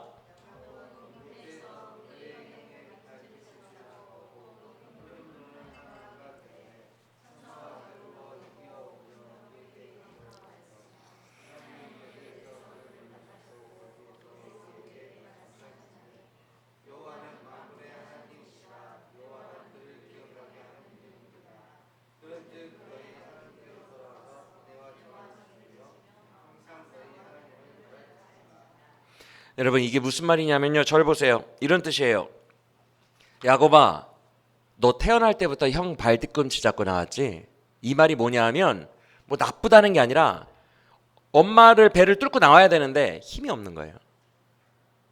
이거라도 잡자. 형은 힘이 세. 애서는 막 나와. 근데 형 발이라도 잡지 않으면 못 나오는 애가 야곱이에요. 태어날 때부터 유약하고 연약한 죄인이에요. 남의 발 뒤꿈치를 잡지 않으면 살 수 없는 죄인이에요. 그게 야곱이에요. 비열함을 의지하지 않고는, 죄를 의지하지 않고는 살 수가 없었던 그 야곱으로 인생을 살아왔는데 그의 인생이 어땠어요? 너를 죽이려 하는 형 에서 때문에 너 가나안 못 가지. 그래서 밧단 아람으로 외삼촌 라반의 집에 갔는데 거기서도 거짓말하고 외삼촌의 드라빔 훔쳐오고 외삼촌에게 쫓겨오다시피 해서 왔지. 어디로 갈래?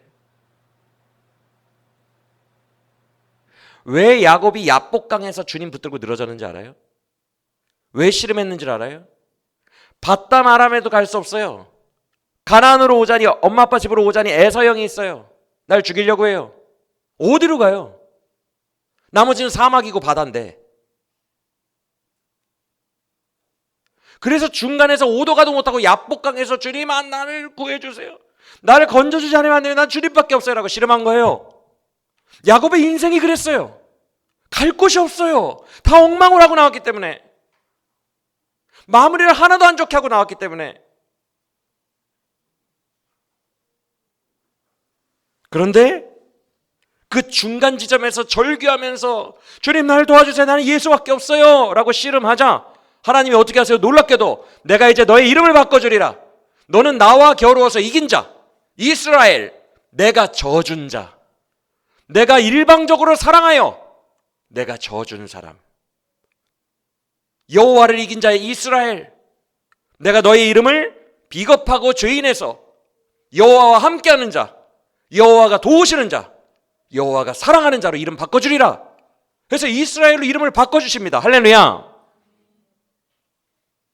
이게 무슨 말이에요? 지금 내가 은혜로 너를 만나줬단다. 네가 나를 찾는 모든 날에 너를 만나줬어. 형을 떠나 베델에서 돌베개 베고 자는 날 내가 너를 만나주었고, 외삼촌 라반에게 괴롭힘 당하는 첫날 내가 너를 만나주었고, 도망 오는 날 내가 너를 만나주었고, 네가 야복강에서 너무나도 두려워 나에게 씨름할 때 내가 너를 만나 이름을 바꿔주었고, 네가 에서 형을 만나 화해할 때에 내가 너와 함께 있었다. 네가 가는 모든 길에, 모든 죄악된 길에 내가 너를 은혜로 도우며 너와 함께 했다 라고 말씀하는 거예요. 그러면서 이렇게 말씀합니다. 나는 너와 언약한 여호와야. 여호와는 네로 말미암아 기억나게 하는 말씀이야. 즉 네가 기억해야 되는 이름은 언약의 하나님 여호와야라는 뜻이에요. 지금 개역개정이 번역을 엉망을 해서 제가 저를 보라고 하는 거예요. 야곱 이야기도 그렇고 기억하게 하는 여호와니라, 이것도 목적어와 주어가 원어랑 맞지 않아서 제가 저를 보라고 하는 거예요. 내가 너에게 이름을 주었는데 야곱아, 네가 죄악으로 가득할 때에도 내가 은혜로 너를 돌보아주며 언제나 너를 사랑하고 너와 함께 했단다. 이제 이 상황에서 네가 기억해야 할 이름은 너와 언약한 나 여호와다라는 뜻이에요. 할렐루야. 우리에게 기억할 이름을 주셨어요. 예수 그리스도의 십자가의 복음이에요. 우리에게 그 형편 속에서 벼랑 끝에 있는 우리, 갈 곳이 없는 우리, 그 가운데에서 너는 지금 기억해야 되는 게 너와 언약한 여호와라는 이름이라. 여호와께로 돌아오라. 그래 나와 함께 살자라고 지금 초청하고 계시는 거예요. 우리는 기억해야 될 이름, 예수 그리스도의 십자가의 복음이 있음을 믿으시길 바랍니다. 그 이름, 나와의 언약한 이름, 절대로 나를 버리지 않는 그 이름, 유일한 이름, 여러분을 사랑하신 그 사랑의 이름, 그 예수 그리스도의 이름이 마귀들의 넌 끝났어 라는 그 소리를 뚫고 여러분에게 오늘 말씀으로 들어와서 여러분을 사랑하시는 능력의 이름이 되기를 간절히 원합니다. 이제 다시 해보자는 거예요. 전능하신 만군의 여호와, 너의 유일한 피난처요, 너의 반석이요, 너의 요새이시요, 너의 언제나 강한 성루이신 신실하신 하나님 아버지와 다시 한번 해보자는 거예요. 지금 너에게 남겨진 지경이 가족, 새벽별교회, 직장밖에 없더라도 다시 해보자는 거예요. 여기서부터 너의 하나님 여호와와, 너를 절대 버리지 않는 여호와와 다시 시작해보자는 거예요. 할렐루야. 이 하나님을 엎드려지는 신앙의 문에서 다시 만나시기를 간절히 원합니다. 용서의 문이, 반드시 용서의 손이 그 문에서 툭 나와서 여러분을 은혜의 자리로 이끄실 줄 믿습니다. 그래서 우리가 해야 되는 것은요, 저나 여러분이나 다 해야 되는 것이 용서하는 그 느낌이 있어야 돼요. 느낌이. 이게 마인드 컨트롤로 되는 게 아니에요. 그러니까 이거를 우리가 더 잘 알아요. 저나 여러분 자신이, 이게 개인의 영성이기 때문에 우리가 더 잘 느낍니다. 우리가 예를 들어서 지식적으로 복음을 주님은 나를 사랑하셔라고 세뇌를 시켜서 마인드 컨트롤로 이게 어떻게 좀 믿어진 것처럼 느껴졌다고 해봐요. 그런데 어차피 세상에 나가면 싹 사라지거든요. 이거 진짜 용서가 아니에요. 왜 그런 줄 아세요? 계속 설명해 드렸는데, 용서는 내가 나를 용서하는 게 아니라 용서의 주체가 따로 계세요. 그분에게 용서를 받아야 느낌이 옵니다. 느낌이. 이 느낌이 올 때까지 회개하셔야 돼요. 저나 여러분이. 이해가 되세요? 이거는 마인드 컨트롤로 내가 나를 속여서 되는 느낌이 아니에요. 외부에서 나에게 승낙을 해준 거예요. 내가 널 용서한다. 외부에서 떨어진 거기 때문에 외부를 믿는 느낌이거든요. 이 느낌이 있어야 돼요. 주님이 벼랑 끝에 선 나를 용서하셨다. 내가 야곱처럼 살아왔던, 비열하게 살아왔던 나의 모든 삶의 흔적들을 주님께서 받아주셨다. 그리고 나를 깨끗하게 하시고 나로 하여금 새로 출발하게 하셨다. 이것이 외부에서 주님과의 인격적인 만남으로 이루어져서 확신이 들어야 돼요.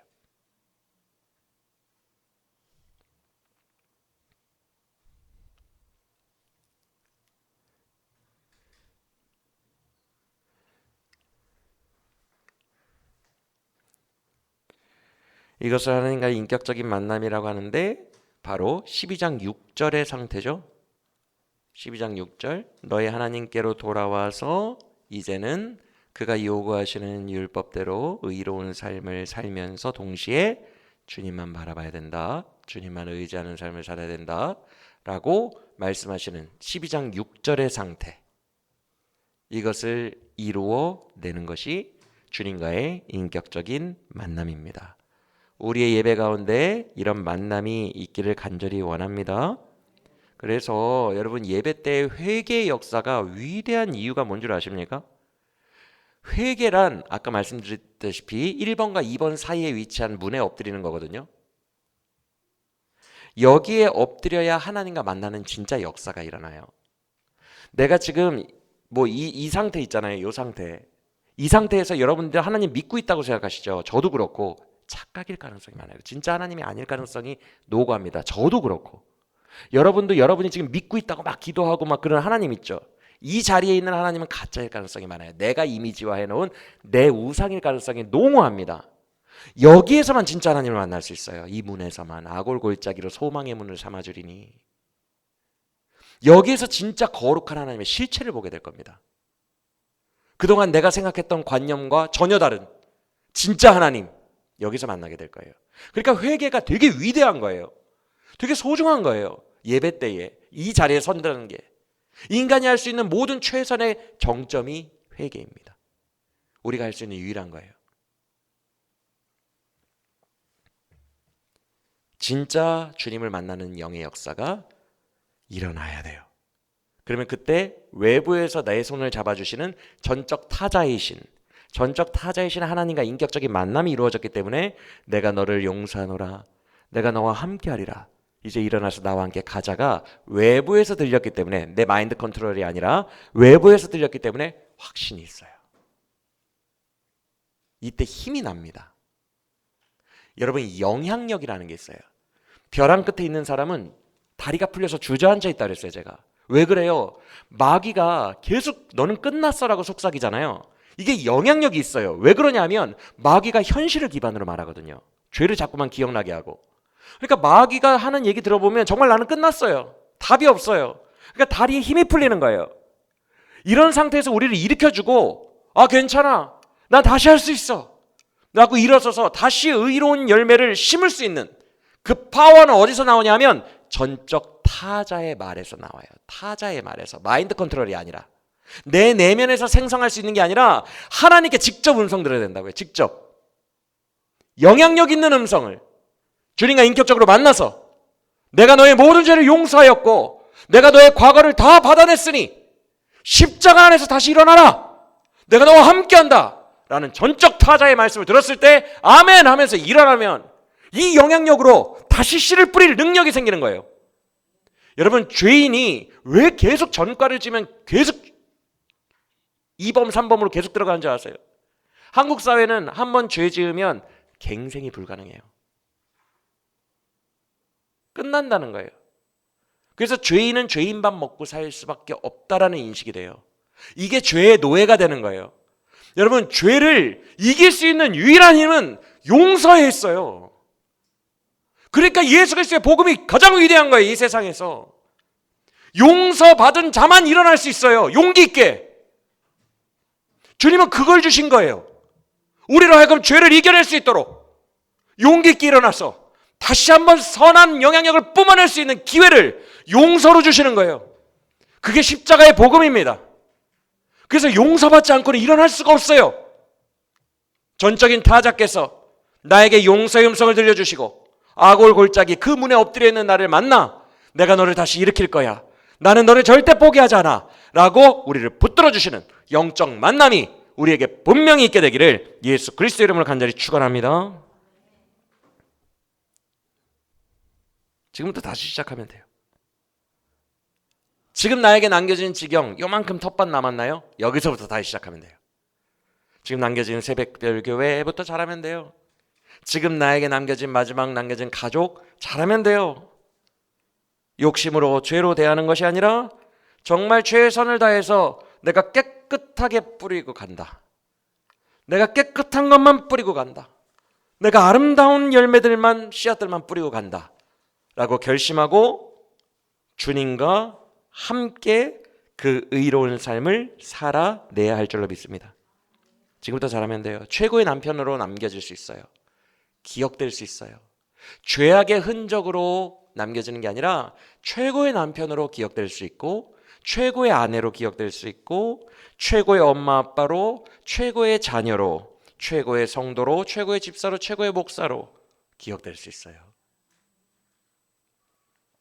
내게 주어진 최후의 보루, 여기서부터 선한 씨앗을 뿌리면 그곳에서부터 하나님의 나라가 만들어지거든요. 그 나라가 점점 내가 상실했던 지경들을 삼키기 시작합니다. 다시 확장되기 시작해요. 다시 주님께서 영광으로 우리를 들어쓰시기 시작한다는 거예요. 할렐루야. 점차적으로 주의 나라가 회복되며 우리가 잃어버렸던 영적 전성기를 다시 찾게 돼요. 할렐루야. 이 영향력이 용서의 복음으로부터 출발하여 지금 현재 있는 내 지경부터 다시 뿌리는 그 씨앗으로 발생한다는 것을, 시작된다는 것을 믿으시길 바랍니다. 그에게 용서받고 다시 시작하시길 바라요. 죄는 덮어지는 거라 그랬어요. 성경 곳곳에 죄는 덮어지는 의미예요. 여러분이 삶에서 우리가 지어놓은 수많은 죄악의 흔적들이 있죠. 주 예수 그리스도의 은혜 안에서 덮어져요. 주님께서 용납하신다는 거예요. 그 흔적들이 그대로 막 발생하도록 두는 것이 아니라 주 예수 그리스도의 은혜와 영광 안에서 덮어진다는 거예요. 마치 다윗이 아빠에게도 무시받던 그 목동 시절의 초라한 모습을 주님께서 그의 삶을 다 받으시고 덮으사 왕으로 만들어주셨을 때 아무도 그를 무시하지 못했던 그 영화로움이 여러분에게 다시 임할 겁니다. 할렐루야. 주님이 덮으셨기 때문이에요. 여러분의 삶 전체를 덮으셨기 때문이에요. 은혜로. 그래서 그 덮으시는 용서를 힘입어 다시 시작해보는 우리 모두가 되기를 원합니다. 한경직 목사님의 유언처럼 한경직 목사님이 뭐라고 그랬다고 했어요? 사는 동안 최대한 선한 씨앗 많이 뿌리면서 사세요 라고 했다고 했어요. 최대한 선한 씨앗 많이 뿌리고 살아가는 그 말씀처럼 지금부터 뿌리면 돼요. 용서받은 자는 이거 할 수 있는 근거가 생겼어요. 주저앉아 있는 것에서 힘을 받았어요. 하나님이 격려해 주시니까. 모든 것을 주관하시는 전능하신 하나님이 다시 세워주시겠다고, 너를 세우려고 용서해 줬다고 말씀하셨으니까 그 용서의 기반 위에서 다시 시작할 수 있음을 믿으시길 바랍니다. 우리의 삶이 죄로 인해 포로로 끌려간 이스라엘과 같습니까? 괜찮아요. 야곱처럼 가나안으로도 못 가고 위쪽으로도 못 가고 야복강에 멈춰 있습니까? 중간에? 괜찮아요. 거기서부터 주의 영광은 다시 시작되는 거예요. 주님은 여러분을 결코 놓지 않아요. 그리고 주님은 능히 하실 수 있어요. 주님 안에서는 모든 것이 이해가 되고 모든 것이 가능합니다. 주님은 기다리고 계세요. 다시 해보자고 말씀하십니다. 마귀의 모든 속삭이는 거짓된 음성들을 그의 말씀으로 부수십니다. 내가 선 모든 벼랑 끝이라고 생각했던 곳이 새로운 도약으로 넘어가는 발판을 만드십니다. 가시덤불로 가득했던 내 과거의 지경들을 성경의 불로 태우셔서 그 밭들을 다시 다 거름덩어리로 만드십니다. 주님이 하십니다. 이전 일은 기억도 하지 말라. 내가 너에게 새 일을 행하리니 사막에 길을 내고 광야에 물을 내리라.